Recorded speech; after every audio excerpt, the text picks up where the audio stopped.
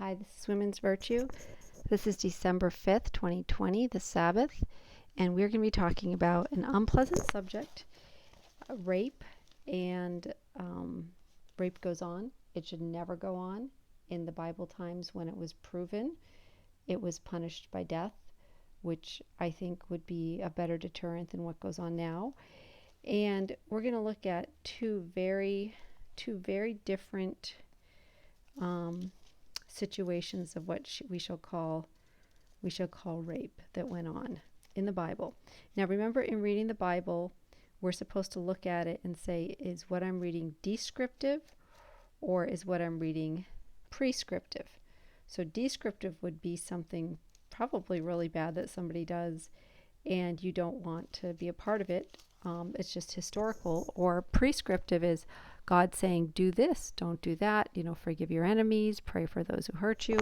So keep that in mind while we're reading this. Now, what's important before we start this one is going to Exodus 20, verse 16. Thou shalt not bear false witness against thy neighbor. That is the 9th commandment out of 10. You don't falsely accuse people of things. And unfortunately, in our country and other places, you have women who might be rejected by somebody or who might be going through a divorce, and they decide to falsely accuse the man of harming them or their child just to get the upper hand or to get revenge. And then we also have women who have been raped and traumatized and don't dare to come forward because they're going to be scrutinized, because there are people who lie, and then the women who are telling the truth don't want to go through it. And there's women who cover up for men. They might know that a man has done something to a child or a woman, and they want to cover for the man. So just remember, Jesus said, I am the way and the truth and the life. No one comes to me. No one goes to the Father but through me.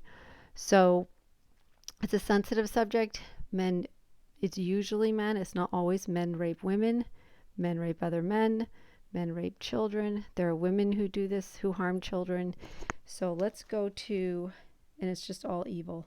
Let's go to Genesis 39. And one thing to remember, the more that women act as moral compasses in the world, the less this deviant stuff goes on. So we are in Genesis 39. Joseph, who was going to be killed and bought into slavery, working for a man named Potiphar. And Potiphar trusts him with everything. It says that in verse 3, that his master saw that the Lord was with Joseph and that the Lord made all that he did prosper in his hands. So bit by bit, this Egyptian man gives this Hebrew, he was a slave, but gives him more and more trust. And so at some point, the Potiphar's wife notices Joseph. And so she says, and it came in verse 7, Genesis 39, it came to pass after these things that his master's wife cast her eyes upon Joseph, and she said, lie with me. That means have sex with me. She's saying, I'm going to commit adultery with you, Joseph. You're the servant. Come over here and fornicate with me. But he refused and said to his master's wife, he basically said, look, your husband's trusted me with everything. How can you... how he hasn't held anything back from me. How can I, in verse 9, how can I do this great wickedness and sin against God? And it came to pass. So unrepentant fornicatresses don't like to be told no, and they don't care who they destroy, walk on, even to the point of death sometimes, or imprisonment or whatever. They want to get what they want, and this is not from God. This is evil, demonic, just bad. So it came to pass that she spoke to Joseph day by day, so she's set her eye on him, and he's going to submit to her. She's going to push it, and it's probably not the first time she's done it, probably not the last time she's done it. And says and he hearkened, he asked her to, and he said stop, and she wants him to lie with her or be with her. So it comes to pass at some point. Now, if you're dealing with evil people, don't be alone with them. Witnesses are always good, reliable witnesses, or video. And it came to pass about this time that Joseph went into the house to do his business, and there were none of the men in the house there within, so he has no witnesses. And she caught him by his garment, saying, lie with me. And he left his garment in the hand and fled and got out. So I'm out of here. He's fleeing sexual immorality, doing exactly what you're supposed to do. Now what does she do? She does not like this. She's had it with being rejected. She called unto the men of the house and spake unto them, saying, See, my husband has brought a Hebrew into us to mock us. He came in to lie with me, and I cried with a loud voice. Because in those days, if the women did not cry with a loud voice, they were considered guilty and could be killed too. So she said it came to pass, and she shows his jacket. And then when her husband comes home, she says, That Hebrew servant you brought into the house came in to mock me, and it came to pass I lifted up my voice and cried out that he left his garment and fled out. So she's accusing him of attempted rape. The guy gets furious because he's trusted Joseph, and Joseph gets thrown into prison. Now let's go ahead to 2 Samuel 13, where David has royally messed up his life because he's gone with all these women. He has multiple wives, and then he committed adultery with Bathsheba, who committed adultery, and then had her husband Uriah killed, and God said, look, you're going to start having problems in your home. So one of David's sons from one of David's wives, Ammon, falls in love with Tamar, his half-sister. And he gets advice from a friend that says, in verse 5, this is 2 Samuel chapter 13, go down, pretend you're sick. Call your half-sister. Tell her, can you make me some food? I don't feel well. That's his friend's advice. He's basically saying this is how you can lure your half-sister in and rape her.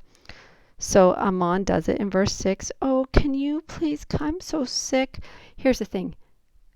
Don't pity men ever. Men are there to give, protect, and cherish able-bodied men. So many women have been sucked into things like this. Paul Bundy used to pretend he had a broken leg in a cast to lure women. Okay, men are there to give, protect, and cherish you. And don't fall for a pity thing with a guy at all. Do not get lured in. Women get hurt by that.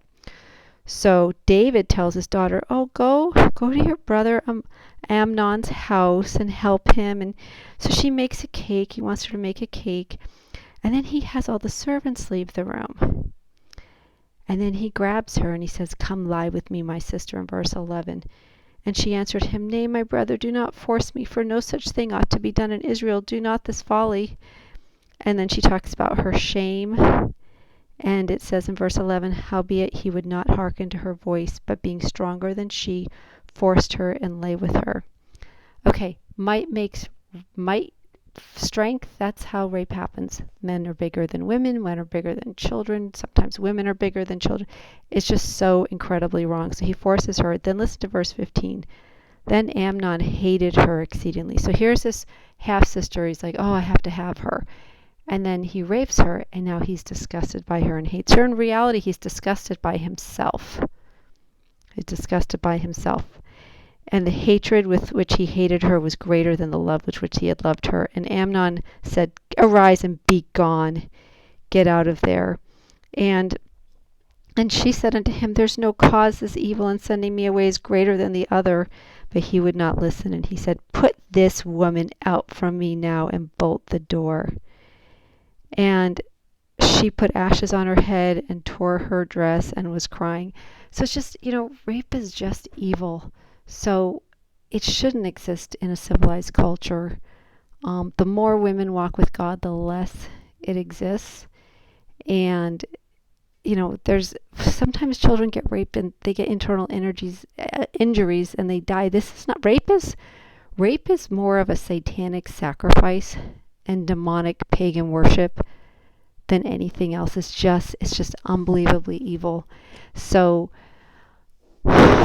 just don't, if you know someone who's falsely accused or if somebody's going to do it's just so destructive. And David's family in the Bible continues to be, if another brother ends up killing that brother who raped, it's just a mess. So just remember, don't cover up for evil, don't falsely accuse, 9th commandment. And I hope you enjoyed this talk. This is Women's Virtue.